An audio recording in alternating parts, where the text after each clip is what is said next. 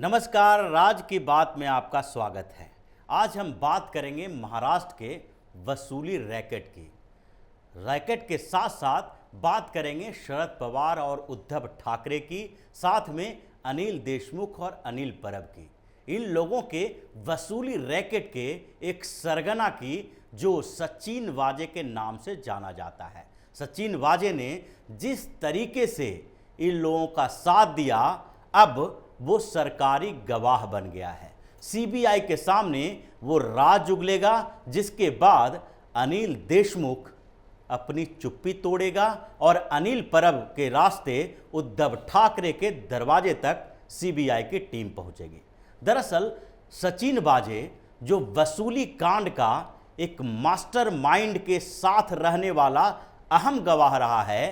सचिन वाजे ने सीबीआई को अर्जी दी थी, कोर्ट में भी कहा था कि अब वो सरकारी गवाह बनना चाहता है ताकि उन्हें जो पाप किए हैं उसके लिए सजा कुछ कम मिले।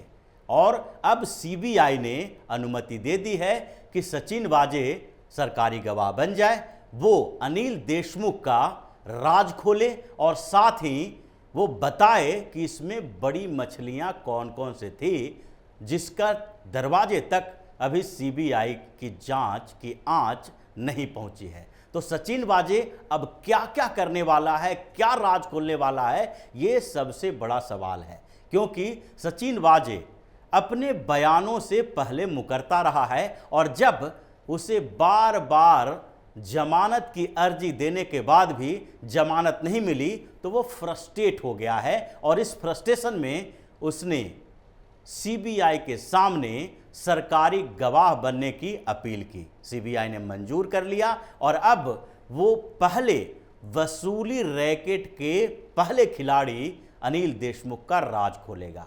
अनिल देशमुख ने उसे बार और रेस्तरां में 100 करोड़ रुपया हर महीने वसूली का टारगेट दिया था और सचिन वाजे ने कहा है कि वो बताएगा कि किस तरह से बार और रेस्तरां से वो पैसे वसूल करके अनिल देशमुख और उसके सहयोगियों को पहुंचाता था और उस पैसे का आगे क्या होता था वो अनिल देशमुख बताएगा। अगर देखा जाए तो 100 करोड़ रुपए महीने का टारगेट था।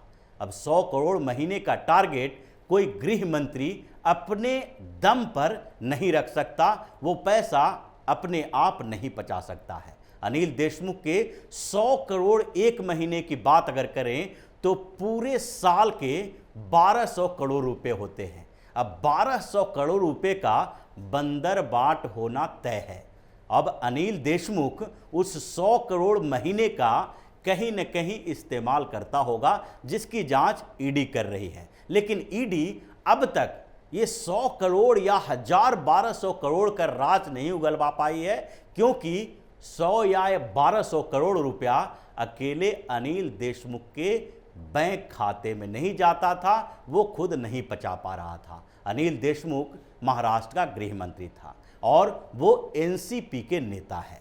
अब एनसीपी जो शरद पवार की पार्टी है, और जब शरद पवार ने उद्धव ठाकरे के साथ गठबंधन करने की बात की थी तो उस समय भी जेहन में यही बात थी, क्योंकि शरद पवार और उद्धव ठाकरे की पार्टी के विचारधारा में आसमान और जमीन का अंतर था। एक तरफ शरद पवार वहां पर मुसलमानों को वोट लेने के लिए हमेशा रणनीति बनाते रहते हैं और साथ ही नवाब मलिक जैसे भ्रष्ट और आतंकी संगठनों के साथ साठ गांठ बनाने वाले नेता को सेव कर रहा है, सुरक्षित कर रहे हैं, तो दूसरी तरफ वो अल्पसंख्यक वोटों के ध्रुवीकरण के लिए कांग्रेस को टारगेट करते हैं। यानी कि शरद पवार एक बड़ा दांव लगा रहे थे उद्धव ठाकरे के साथ गठबंधन करने को लेकर कि हो सकता है कि महाराष्ट्र में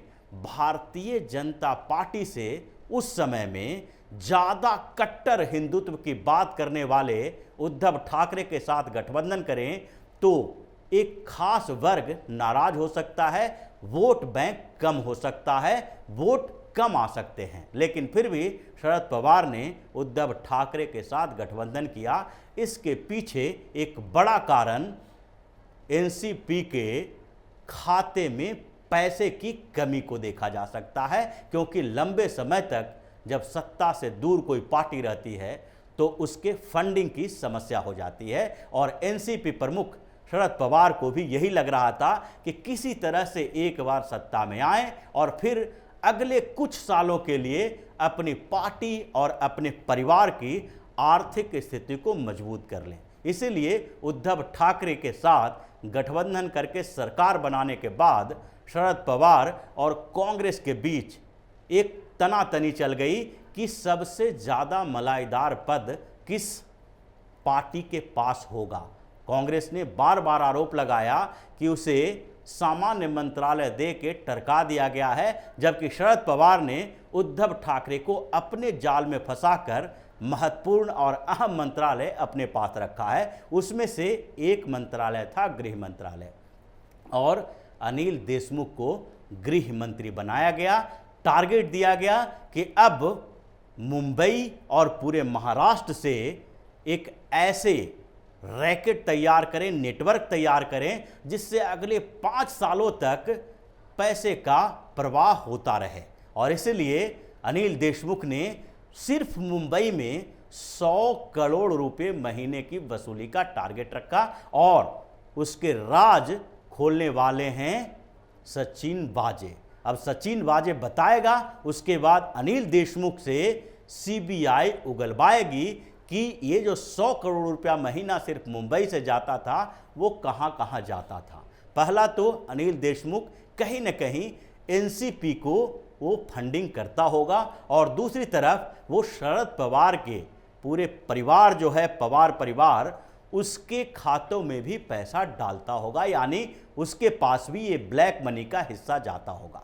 अब इन दोनों के राज अब अनिल देशमुख खोलेंगे, क्योंकि अनिल देशमुख बहुत समय से चुप्पी साधे हुए हैं, और उनके खिलाफ जो गवाही देने वाला सचिन वाजे है, जिसके ऊपर परमवीर सिंह ने आरोप लगाया था कि सचिन वाजे उसका गवाह है जब अनिल देशमुख पैसे की डिमांड करता था। लेकिन सचिन वाजे के ऊपर इतना दबाव बनाया गया था महाराष्ट्र की सरकार के तरफ से, इसके कारण चंडीवाल आयोग के सामने वो इस पूरे प्रकरण के गवाह बनने से मुकर गया। दूसरे तरफ अनिल देशमुख इस गवाही के बाद चुप्पी अपना तोड़ेगा और बताएगा कि वो पैसा शरद पवार और एनसीपी को भी देता था, और दूसरी ओर वो पैसा उद्धव ठाकरे और शिवसेना के खातों में भी जाता था, क्योंकि शिवसेना प्रमुख उद्धव ठाकरे इतने नादान भी नहीं हैं कि उनके गृह मंत्री महीने का 100 करोड़ रुपया वसूल करे सिर्फ मुंबई से, और उन्हें कानों कान खबर भी न हो। क्योंकि मुंबई में अगर एक पत्ता भी हिलता है तो शिवसेना को उसकी जानकारी हो जाती है, और इतना बड़ा रैकेट जब चल रहा हो तो शिवसेना प्रमुख को इसकी जानकारी ना हो, ये तर्क से इतर बात है। तो अब अनिल देशमुख उद्धव ठाकरे और शरद पवार को बेनकाब करेगा अपनी चुप्पी तोड़कर। दूसरे तरफ जो सचिन वाजे अप्रूवर बनेगा, उसके साथ ही वो एक और नेता के बारे में राज खोलने वाला है, वो है अनिल परब। अनिल परब उद्धव ठाकरे के सहयोगी हैं, निकटतम सहयोगी, करीबी हैं, और उनके ऊपर भी वसूली का आरोप लगता रहा है। इस बीच उनके कई ठिकानों पे छापे भी पड़े हैं, और सचिन वाजे ने पहले भी सीबीआई के सामने एक गवाही दी थी, ईडी को बताया था कि अनिल परब वसूली रैकेट चलाता है, ट्रांसफर पोस्टिंग का भी पैसा उसके पास जाता है, वो बहुत बड़ी घूसखोरी रैकेट का एक सरगना है। सचिन वाजे ने यह भी बताया था कि 50 करोड़ रुपया घूस लेने का मामला उसके पास आया था, जो अनिल परब ने ली थी, और अनिल परब अब शिवसेना का नेता है। यानी कि अनिल देशमुख और अनिल परब, एक शिवसेना एक एनसीपी, दोनों नेता मिलकर ये पूरा वसूली रैकेट चला रहा था, जिसके बारे में अभी जानकारी केवल मुंबई तक मिली है। इसके अलावा जो ट्रांसफर पोस्टिंग का रैकेट चल रहा था, जिसमें अनिल परब की एक अहम भूमिका मानी जाती है, और अनिल देशमुख पुलिस महकमे में जो ट्रांसफर पोस्टिंग होता था उसके लिए पैसे जो लेता था, इन दोनों ने मिलकर हजारों करोड़ की जो हेराफेरी की है, उसमें शिवसेना और एनसीपी दोनों के नेता फंसने वाले हैं। उद्धव ठाकरे और शरद पवार तक सीबीआई की जांच पहुंचने वाली है। ये पूरा रैकेट जो चल रहा था उसका राज उगलने वाला है सचिन वाजे, और उसके बाद चुप्पी तोड़ेगा अनिल देशमुख और अनिल परब। इन तीनों के चुप्पी तोड़ते ही शरद पवार और साथ साथ में उद्धव ठाकरे दोनों बेनकाब होने वाले हैं, और दोनों के घर सीबीआई और ईडी के छापे पड़ने वाले हैं, जिसकी पूरी संभावना दिखाई पड़ रही है। और इसके साथ ही अघाड़ी सरकार के दरार जो हैं वो और चौड़ा होने वाला है, क्योंकि कांग्रेस पहले से ही इस बात का आरोप लगाती रही है कि महाराष्ट्र में जो सरकार बनी है उसमें उनकी भूमिका तीसरे दर्जे की है। नाना पटोले एनसीपी प्रमुख शरद पवार के खिलाफ आरोप लगाते हैं, तो शिवसेना के कुछ नेताओं ने भी अब एनसीपी के खिलाफ आरोप लगाना शुरू कर दिया है, जिसका कहना है कि भारतीय जनता पार्टी नहीं बल्कि शिवसेना का सबसे बड़ा दुश्मन एनसीपी है महाराष्ट्र के अंदर।